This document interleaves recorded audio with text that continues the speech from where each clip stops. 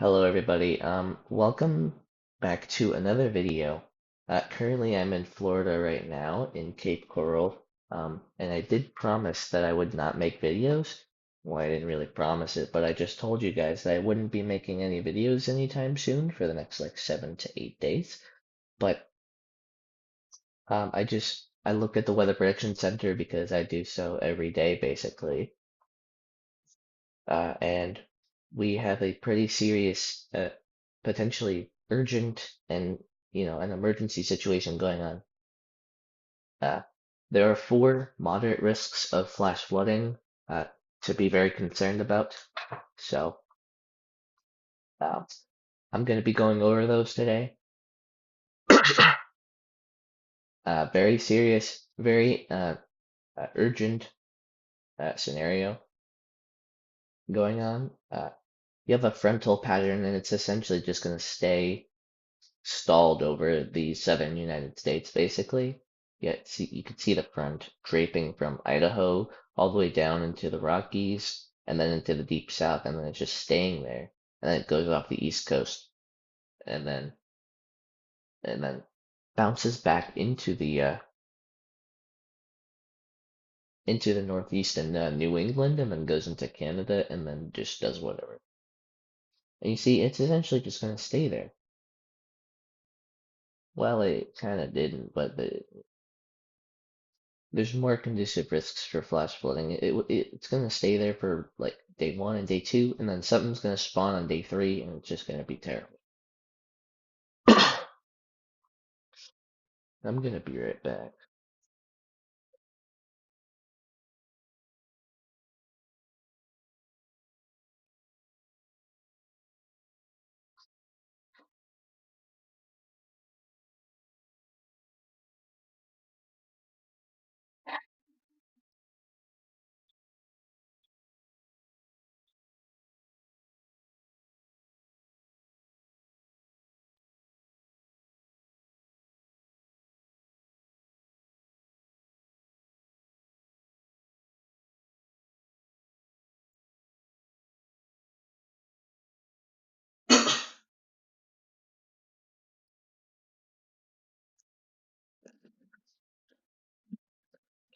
Sorry about that. I'm back, so I just woke up. I just woke up, so I need to have time to blow my nose and clear my throat and all that stuff. So just hear me coughing or something. It's just not necessarily my fault. Anyway, so this is the day one outlook. We have a moderate risk for a big portion of South Texas, from Brownsville to Corpus Christi to Houston. Uh, and then we also have another moderate risk that's segregated from the original moderate risk. I shouldn't say original, but the bigger moderate risk. And it's in Louisiana to Mississippi, and it's affecting Jackson, Mississippi, I believe. That's where Jackson lies in the moderate. Then we have a slight risk extending from the Mexico border all the way up into Alabama, and then a marginal risk from the Mexico border all the way to East Florida. I am in West Florida, so at least for right now, I don't have to worry about this. But we also have a random marginal risk up in Maine, but it's not as important as what we're dealing with in the deep south. So, there are moderate risks of excessive rainfall for much of the Texas Gulf Coast and South Texas, as well as for a portion of west central Mississippi, Texas Gulf Coast to South Texas, or Texas Gulf Coast and South Texas. A very impressive setup for flash flooding will begin to unfold along the Gulf Coast of Texas today and will continue into future days. The impressive ingredient is the sheer amount of moisture that will be advecting north into South Texas and the Gulf Coast over the next few days in advance of a potent upper-level low, some of the remnants of former East Pacific Tropical Storm Christina. Wow. So, oh Jesus. Yeah, I'm just gonna crop that right there. And then precipitable waters advecting into Precipitable waters advecting into deep South Texas are likely to broach close to record territory today as they climb to as high as 2.75 inches. Wow. This is a function of well above normal sea surface temperatures in the Gulf, adding low-level moisture and pre-existing upper-level moisture from Christina. The combination of these could fully saturate the atmosphere up to the tropopause with melting layers as high as 17,000 feet. This will make any storms that develop in this environment having an almost unnatural ability to produce heavy rain. As the aforementioned upper-level disturbance approaches and Lee cyclogenesis begins east of the Mexico Mountains tonight, expect multiple rounds of thunderstorms across deep South Texas to impact the area. A westward moving band may start off around peak heating this afternoon, and then as the disturbance approaches tonight, a nearly stationary or slowly eastward moving band is expected to develop overnight tonight, which will persist for much of the night as competing forcings create an area of low-level convergence over deep South Texas. There is uncertainty as to where this convergence sets up, but it appears it's most likely closer to the Rio Grande Valley on the western side of deep South Texas. Given the incredible moisture available from these storms, localized cells could produce rainfall rates as high as 5 inches per hour, with 3-inch per hour rates common. I've never seen that in my life before. Despite dry soils going in, these incredible rain rates will easily overwhelm the areas experiencing them, resulting in widespread, locally catastrophic flash flooding, especially in any towns or cities that experience an extended duration of rainfall rates of that magnitude. That is probably the worst wording I've ever heard. Jesus Christ. Hold on.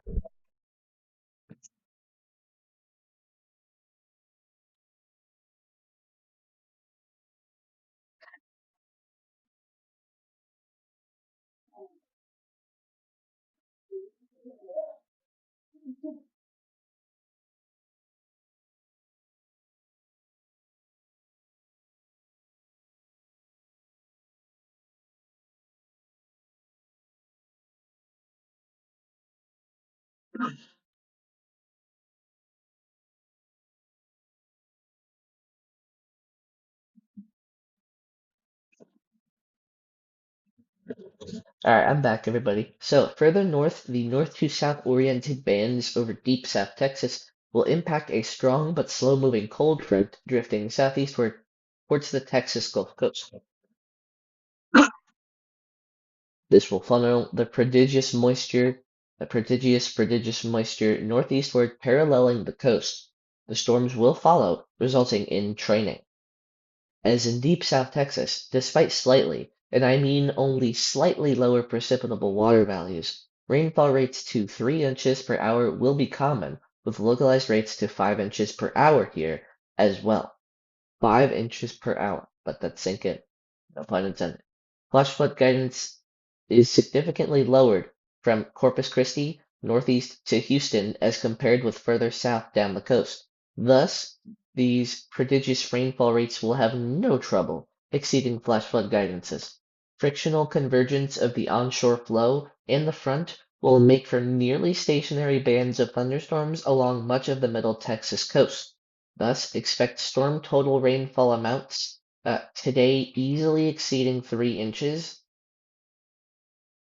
but localized amounts will be much higher, perhaps exceeding or approaching, 8 inches, as noted by the high resolution ensemble forecast probabilities.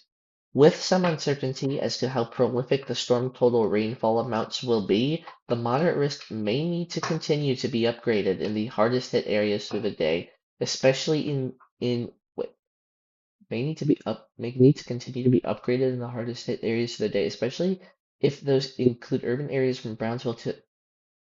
I feel like this is mentioning a high risk of flash flooding, which I haven't seen in in months. I haven't seen a high risk of flash flooding in a very long time. So there is a chance that we do get a high risk. Damn. West central Mississippi. The same incredible moisture plume as over Texas is already in place across all of Louisiana and southern Mississippi this morning. The same front as in Texas will be even stronger to the east in Louisiana and Mississippi. Thus, with a southwesterly low-level jet flow into this front, expect numerous thunderstorms to develop across northern Louisiana, and west central Mississippi by midday today. The storms will run into a wall that is the cold front, forcing them to turn eastward, resulting in a well-defined line of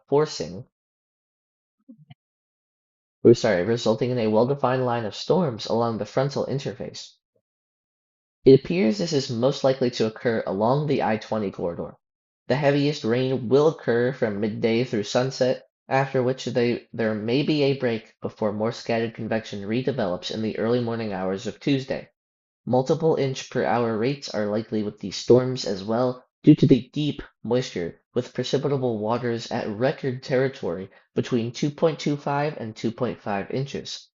Portions of western Mississippi have been recently hard hit with heavy rains, resulting in wet soils, and the Jackson area, due to urban concerns, is also vulnerable to flash flooding due to heavy rainfall. In coordination with the Jackson, Mississippi Forecast Office, a moderate risk upgrade has been introduced. While soils are less supportive of flooding further west into northern Louisiana, persistent multiple inch an hour rates along the Interstate 20 corridor could result in an expansion of the moderate risk with future updates.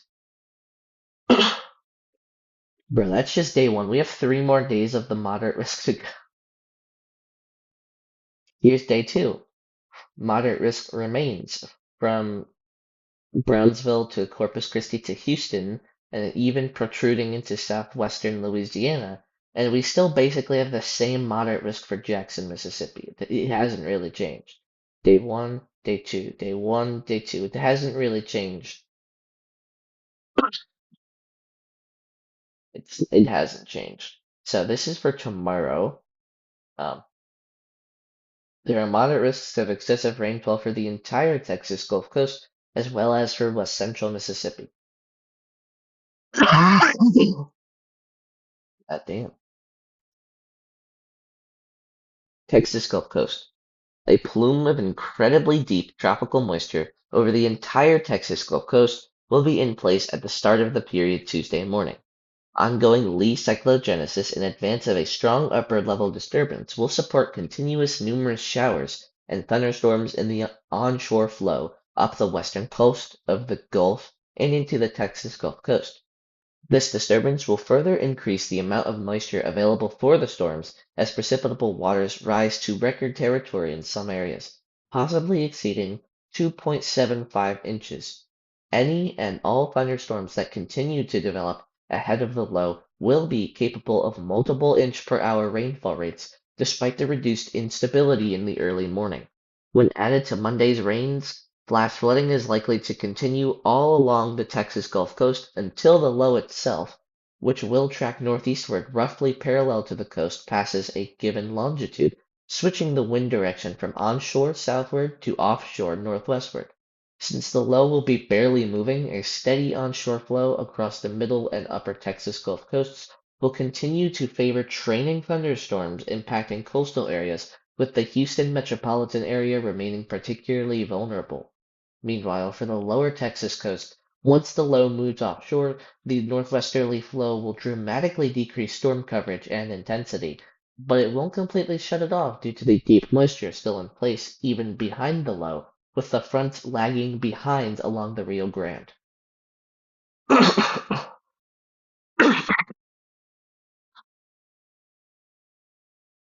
Damn, there is considerable uncertainty as to the northern and western extent of the rainfall threat on Tuesday. The cold front bringing much drier air will continue its progress south and east across South Texas, so the threat will end from west to east during the day. Meanwhile, extensive cloud cover should limit instability well away from the coast. Thus, these storms will have a progressively narrowing portion of the Texas Gulf Coast that they will be able to impact. Regardless, heavy rain will continue to impact the lower Texas coast from the day 1 period into Tuesday morning, and the heavy rains will continue further up the coast throughout the period. This does support a continuation of the moderate risk into the southwest corner of Louisiana and west central Mississippi again. Heavy rains across western Mississippi are likely to redevelop in the same area along the Interstate 20 corridor during the peak heating Tuesday afternoon, and perhaps in some areas never completely stopping Tuesday morning from any overnight rainfall. The front driving the heaviest rainfall with the strongest storms will be completely stationary over Mississippi, whereas in Louisiana and points west it will continue painfully slow south and eastward progress. Thus, when storms re-fire Tuesday afternoon, they will be over many of the same hard-hit areas of central Mississippi as on Monday. Further east on Monday, the storms will align east-southeastward from western Mississippi to northern Florida. By Tuesday, however, northward progress of the front as a warm front will allow the heaviest rains to impact further north into Alabama and Georgia.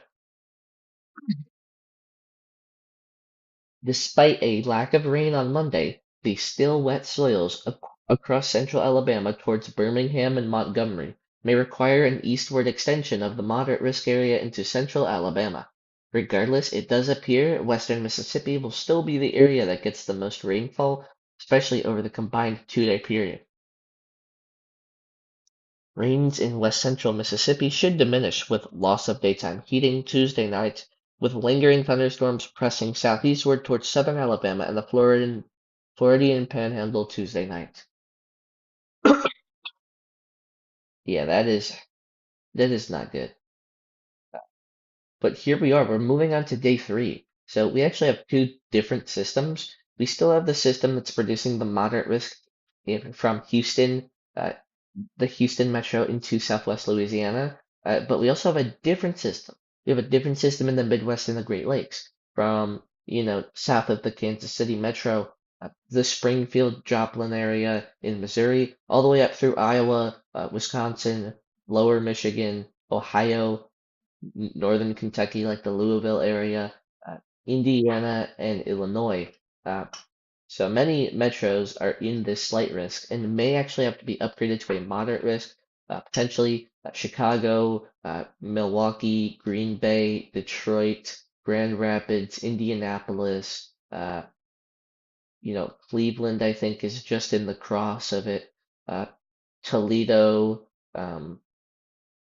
Columbus, Dayton, Cincinnati. I said Indianapolis already. Springfield, Missouri, potentially Springfield, Illinois as well. Bloomington, Illinois, Peoria, Illinois, the Quad Cities, Madison, Wisconsin. So you got a ton of metro. St. Louis, I can't forget that. So you have a ton of metropolitan areas inside of the slight risk.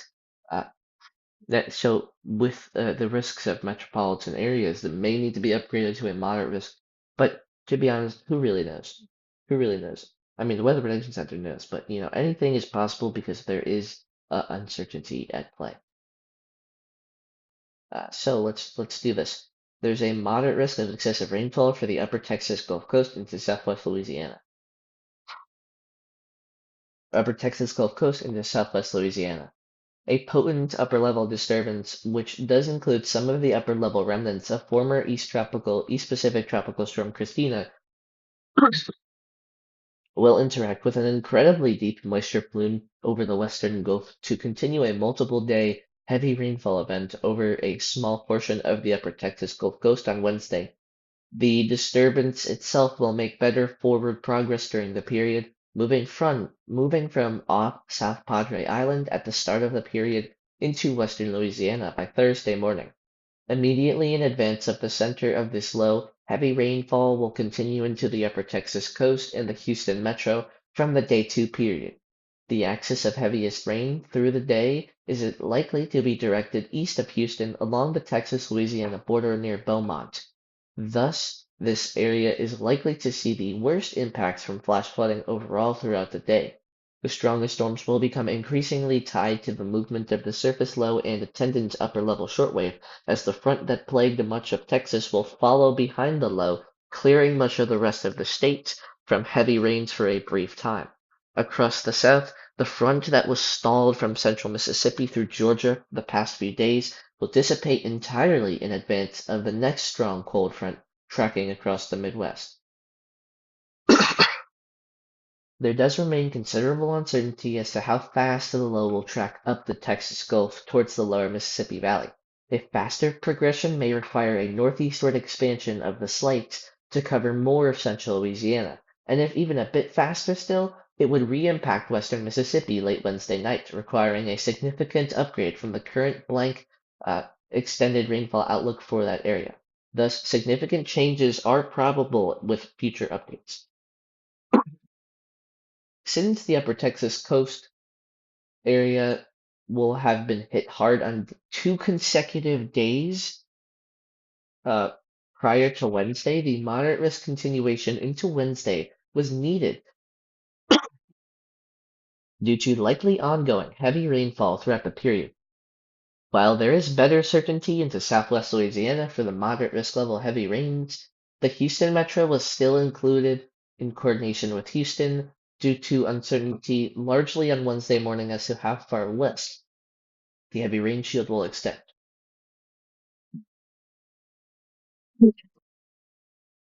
Yeah, sorry.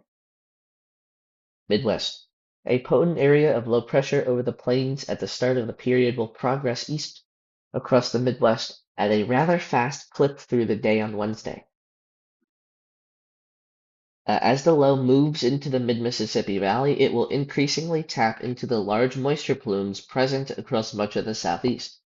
The low will create its own moisture feed, allowing the moisture to rapidly advect into the Midwest ahead of the low. The area from northern Illinois into Indiana has also been hard hit by periodic rounds of heavy rain in recent days, allowing for moist soil and high river levels to remain. Light rainfall at times are expected in the area Tuesday afternoon and evening, but due to the lack of moisture, no significant flash flooding concerns are expected then. By day 3, Wednesday, however, the tap into the Gulf moisture will change all of that. Numerous showers and thunderstorms will develop along the cold front ahead of the low as precipitable waters rise well above 1.5 inches, reaching as high as 2 inches at times. This will support storms capable of 1 to 3 inches per hour rainfall rates Wednesday afternoon through the overnight period. The storms will be very fast moving, which will reduce the flooding threat, but the aforementioned moist soils, urban concerns, and increasing availability of deep moisture will all support the potential for widely scattered instances of flash flooding. Expect a warm front to move across the area around midday to early afternoon, then a strong cold front to move through late afternoon through the evening, which may consist of 1 or 2 lines of thunderstorms. These lines of storms in rapid succession could support training-like effects as far as flash flooding potential. See, I told you, given the very favorable hydrology for flash flooding, it's possible that targeted moderate risk upgrades may be needed for portions of the area, particularly northern Illinois into northern Indiana, where a higher and slight risk is in effect. Told you. I know my stuff. I know how the Weather Prediction Center works. But anyway, so this is day 4. Now, day 4 is Thursday. Thursday, there's severe weather expected for the Ohio Valley into the mid-Atlantic. There are many bits of uncertainty, so we can't say for sure what is going to happen, when, where. Well, we kind of know where, but that where can shift. And all that stuff. So this is day 4, Thursday. We have a moderate risk from the eastern Houston metro kind of to Louisiana, most of it, to southwestern Mississippi, to portions of extreme southern Arkansas. Then we have a slight risk extending from the Texas Gulf Coast all the way up through Arkansas into the parts of the Ohio Valley and Mid-Atlantic, stopping near Pittsburgh, and then going all the way down into Mid-Atlantic, the Tennessee Valley, the deep south to southeast, and ending at the Louisiana Gulf. And then same thing for the marginal risk. The marginal risk goes from the Texas Gulf all the way up through the kind of Midwest Ohio Valley, and then stopping at State College, Pennsylvania, then going down into the Mid-Atlantic, the East Coast, the Southeast, and then ending at the Floridian Gulf Coast. Floridian Panhandle Gulf Coast. Then we also have a marginal risk up here in New England from upstate New York to Vermont, New Hampshire, and Maine. And then we also have a day 5 risk, which is a continuation of the slight risk for most of the Gulf Coast from South Texas all the way to the Floridian Panhandle Gulf Coast, and then a slight risk extending from South Texas to East Texas to almost all of Louisiana to most of Mississippi, most of Alabama, uh, basically like half of Georgia, and then parts of the Floridian Panhandle, and then that marginal risk continues from the Gulf, and then into Central Texas, into Arkansas, Mississippi, Alabama, Tennessee, Georgia, Florida, the Carolinas, Virginia, and yeah, that's it. So that's it for day 5. But this is day 4, and they're both kind of conglomerated together. So there's a moderate risk. There's a moderate, slight risk of excessive rainfall for portions of the lower Mississippi Valley and central Gulf Coast on day 4. I don't know why it's a moderate, slight risk because, okay, whatever. Attention is on the multi-day excessive rainfall threat in the deep south, where an abundance of tropical moisture will engulf areas from southeast Texas to as far east as Georgia. There are notable timing differences across guidance on the placement of the heaviest rainfall. This will come down in large part to the development of the low-level disturbance in the western Gulf. Both its development and track will likely be troublesome for guidance to key in on for another 24 to 36 hours until a circulation is formed over South Texas. That said, the region in total will have witnessed multiple rounds of excessive rainfall, particularly East Texas, central and northern Louisiana, and into western Mississippi, in lead up to day 4. The 12Z European Center for Medium Range Weather Forecast, EFI, showed a notable overlap of greater than 0.7 signals from southwest Louisiana on eastward into central Mississippi, including at least a 2 contour on the shift of tails. In collaboration with several weather forecasting offices across or along, the central Gulf Coast and into the lower Mississippi Valley, a moderate risk was issued to account for the concerns of additional excessive rainfall over the areas that will likely be dealing with ongoing flash flooding in the days leading up to Thursday. It is worth noting that the same axis of anomalous moisture in the south will stream north into the Tennessee and Ohio valleys. These areas will have the benefit of strong synoptic scale forcing to produce widespread thunderstorms. A slight risk stretches as far north as southwest Pennsylvania to account for flash flooding in these more flash flood prone areas. Day 5 will see a weak 500 millibar trough axis over central Texas tapping into the lingering tropical moisture along the Gulf Coast. Lower pressures over the Rio Grande and persistent high pressure east of the Bahamas will maintain the seemingly endless moisture tap emanating out of the Bay of Campeche. Moisture out ahead of the upper trough will also collide with a frontal boundary that will extend across much of the south. The future of the upper level feature that originated over South Texas early in the week may also still play a key role in excessive rainfall, especially from southern Louisiana on eastward into northern Georgia. Accounting for various ensemble guidances tonight, there is a sufficient signal for excessive rainfall in areas across the south that received copious amounts of rain for the first 4 days of the work week to be concerned for more scattered instances of flash flooding that could be locally significant. A slight risk was issued from the lower Rio Grande Valley to as far east as the Appalachians of northern Georgia. So that's it. That's it. This is a very urgent, deadly, and very dangerous situation for the Houston metropolitan area and the Texas Gulf Coast into southern and southwestern Louisiana and parts of western and southwestern Mississippi. If you live in any of these red regions or yellow regions today, tomorrow, Wednesday, Thursday, and Friday. If you live in any of the red or yellow regions, especially if you live in or near Houston, or the Texas Gulf Coast or Southwest Louisiana and Southwest Mississippi, please, for all that is holy, please, please, please, please, please,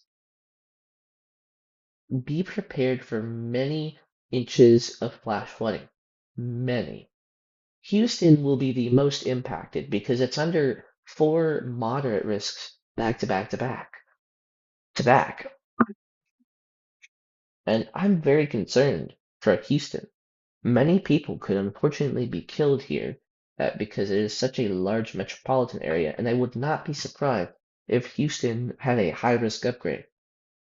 So please know what to do if you're in a flash flood emergency because those are going to occur today, tomorrow, Wednesday, and Thursday. They're going to occur. They are going to occur. If you are under a flash flood emergency, get to higher ground immediately. Cancel all your plans. If you're going to the store, just leave the store, go home, and get to higher ground immediately, as flash flooding is occurring if you're under a flash flood emergency and will be significant, catastrophic, and deadly. And there are many hazards that come with flash flooding. You don't know what's in those floodwaters.